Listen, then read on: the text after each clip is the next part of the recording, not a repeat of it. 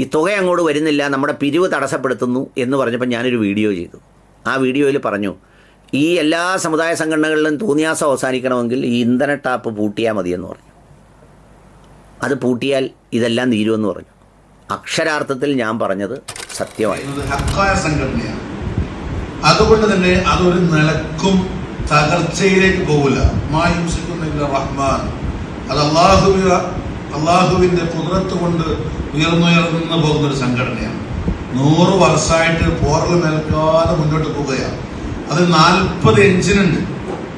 അത് 40 ശക്തമായ എഞ്ചിനാണ്. അതിൽ ചിലപ്പോൾ 1-2 എഞ്ചിൻ ഓഫാക്കാൻ സാധിച്ചെന്ന് വന്നേക്കാം.